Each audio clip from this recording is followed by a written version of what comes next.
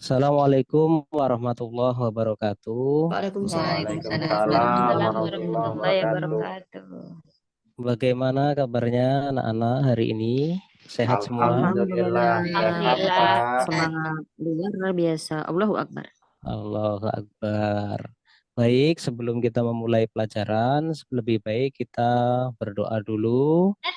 Doa sebelum belajar yang akan dipimpin oleh Ibu Nur Hasanah. Silahkan. Marilah kawan-kawan kita menengadahkan tangan sebentar untuk memulai pembelajaran kita pagi hari ini. Bismillahirrahmanirrahim. Bismillahirrahmanirrahim. Rabbi zidni ilma Ilma Ilma warzuqni warzuqni Warzuqni fahman fahman. warzuqni fahma.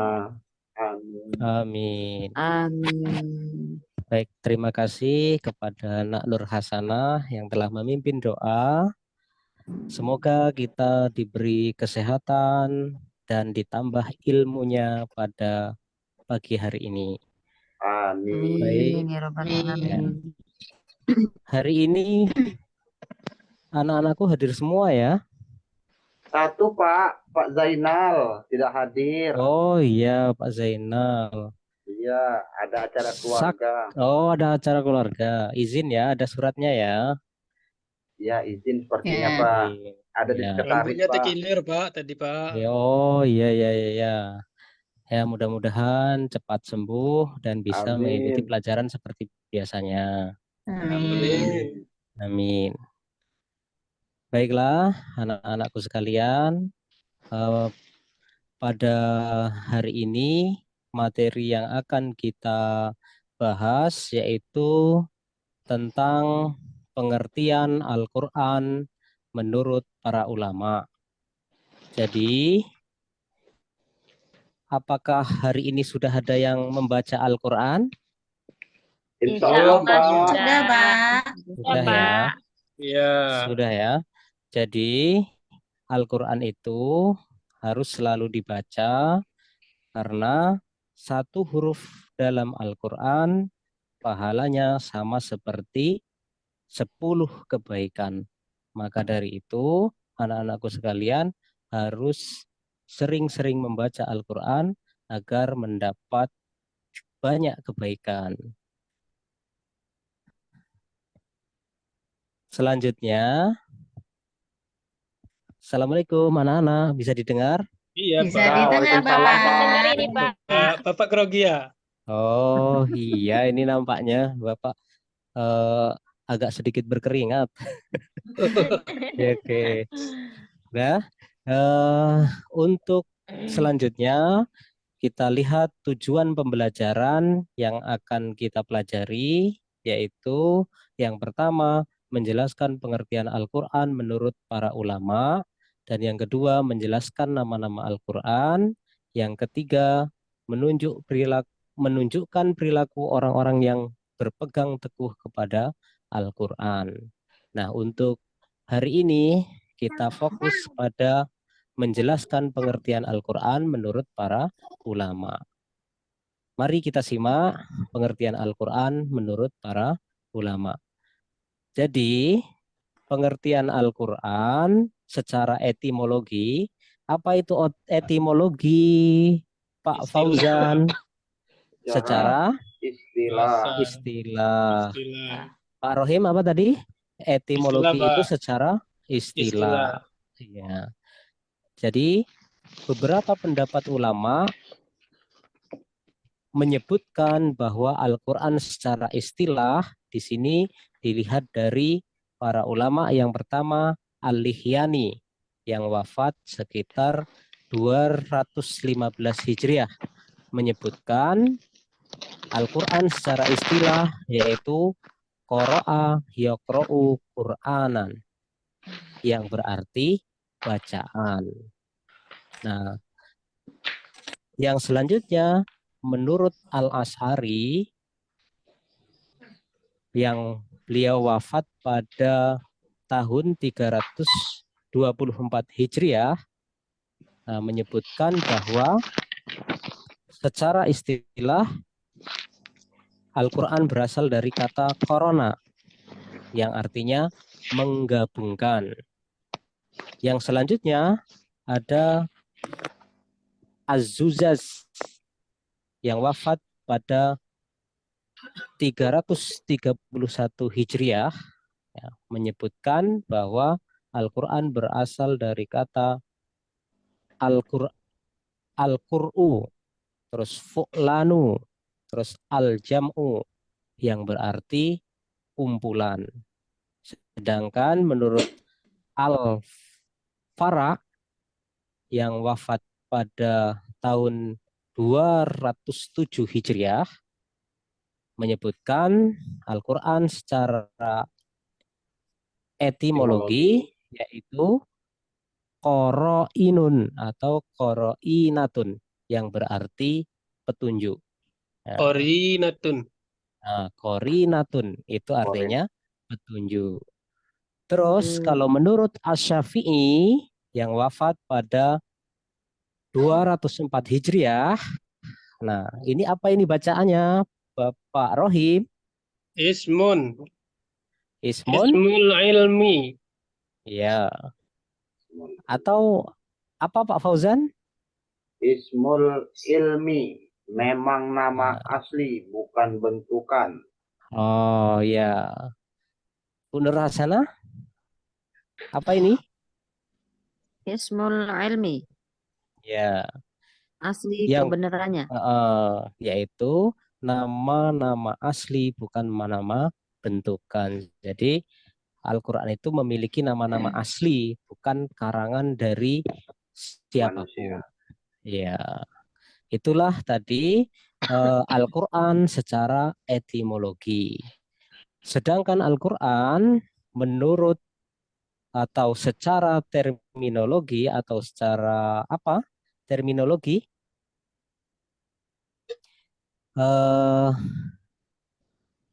Bapak Rohim ada? Ya, Pak. Secara terminologi apa itu? Bahasa, Pak. Oh, secara bahasa.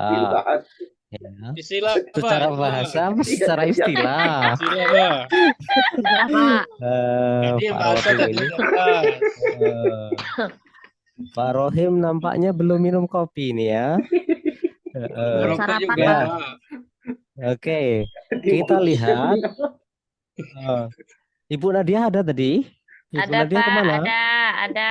Lagi sibuk ngurus laptopnya Oke, ini. ya, sambil disimak ya. Iya, iya Pak ya. Jadi, Al-Quran secara terminologi, menurut beberapa ulama, yang pertama di sini ada Syekh Muhammad Hudori Baik, yang menyebutkan Al-Qur'anu huwa lafdul arabiyyu munazzalu ala Muhammadin sallallahu alaihi wasallam sallallahu alaihi wasallam litadabburi wa tazakkuri al-manqulu mutawatiron wa huwa ma dafataini mabdu'u bisuratil Fatihah wal makhtumu bisuratin Nas. Jadi Al-Quran itu adalah lafaz atau firman Allah yang berbahasa Arab yang diturunkan kepada Nabi Muhammad SAW untuk dipahami isinya dan selalu diingat, yang disampaikan dengan cara mutawatir, yang ditulis dalam mushaf, yang dimulai dengan surah Al-Fatihah dan diakhiri dengan surah An-Nas. Ya, itu adalah pengertian Al-Quran menurut Syekh Muhammad Hudori Baik. Itu ya. Ada yang tahu arti mutawatir? Ya, Pak. Ya, Apa itu, Pak. Pak? Apa itu, Pak Rohi? Bersambung. Iya, bersambung. Bu Nur Hasanah apa? Mutawatir apa? Berangsur-angsur. Artinya, ya, artinya apa? Al-Quran itu diturunkan Secara berangsur-angsur atau berkesinambungan, ya. Jadi tidak sekaligus turun kepada Nabi Muhammadnya itu, tapi secara mutawatir atau berangsur-angsur. Ya, kalau kita lihat di dalam surah Al-Quran itu diawali dengan surah Al-Fatihah dan diakhiri dengan surah Anas. An-Nas. Ya, seperti itu. Mudah-mudahan bisa dipahami ini ya, pengertian Al-Quran menurut Syekh Muhammad Hudori Bey. Ya. Yang selanjutnya kita lihat pengertian Al-Quran menurut Subhi Salih. Coba dibaca Bapak Fauzan. Apa itu pengertian Al-Quran menurut Subhi Salih? Al-Quranu, ayo dibaca Pak Fauzan. Al-Qur'anu huwal kitabul mu'jizul munazzalu 'alan nabi sallallahu alaihi wasallam. Fil masofihi fil masofihil mangkulu alaihi turil muta'abbadu bitilawatihi. Ya, kita lihat Al-Quran adalah kitab Allah yang mengandung mukjizat yang diturunkan kepada Nabi Muhammad SAW, yang ditulis dalam mushaf-mushaf, yang disampaikan secara mutawatir dan bernilai ibadah membacanya. Ya, ya. Jadi ada beberapa yang belum disebutkan di dalam pengertian Syekh Muhammad Hudori Baik tadi. Salah satunya ini. Jadi kalau menurut Subhi Asali, membaca Al-Quran itu bernilai ibadah. Ya, makanya kita harus rajin-rajin membaca Al-Quran. Siapa? Ya, itu tadi Bapak sampaikan bahwa membaca Al-Quran satu hurufnya terhitung 10 kebaikan. Seperti itu ya. Ya. Al-Quran diturunkan kepada Nabi Muhammad melalui perantara siapa? Malaikat Jibril. Oh ya, Malaikat Jibril. Emangnya tugasnya Malaikat Jibril itu apa ya? Menyampaikan wahyu. Menyampaikan Bapak. wahyu. Oh, menyampaikan wahyu. Maka Ya. benar, kalau Al-Quran itu diturunkan kepada Nabi Muhammad melalui perantara Malaikat Jibril. Ya. Ayo selanjutnya untuk mempersingkat waktu kita lihat pengertian Al-Quran menurut Syekh Muhammad Abduh. Ya. Siapa yang mau membaca?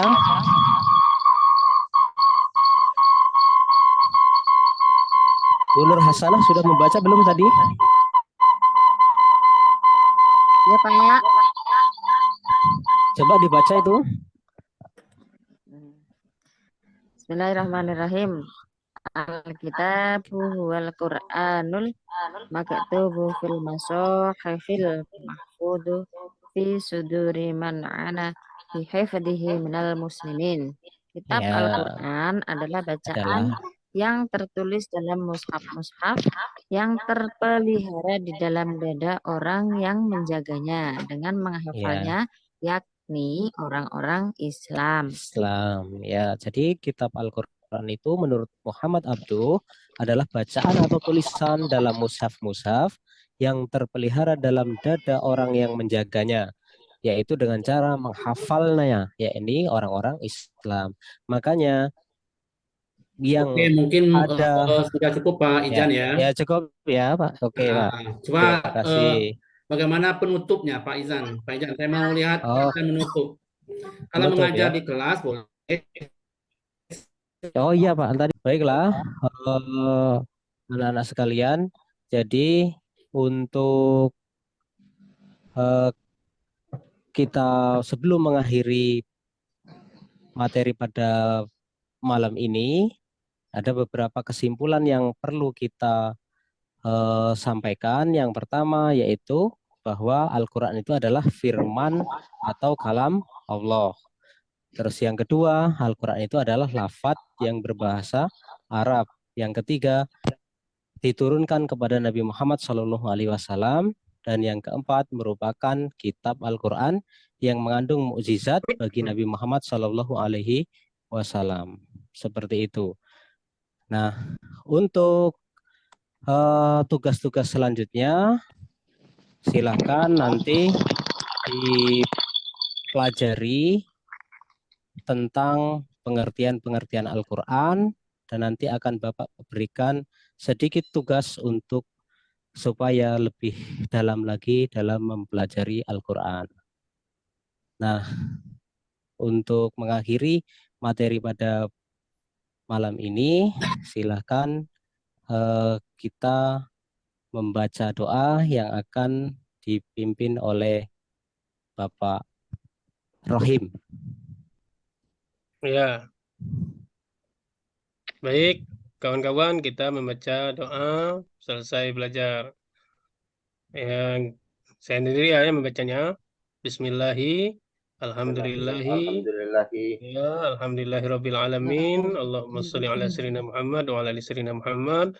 Allahumma inna nas'aluka ilman nafi'an wa amalan shalihan. Rabbana atina fid dunya hasanah wa qina azabannar. Amin. Sallallahu ala sayyidina Muhammad wa ala alihi wasallam. Alhamdulillahirabbil alamin. Amin. Baiklah Bapak Iri, Assalamualaikum warahmatullahi wabarakatuh. Waalaikumsalam warahmatullahi wabarakatuh. warahmatullahi wabarakatuh.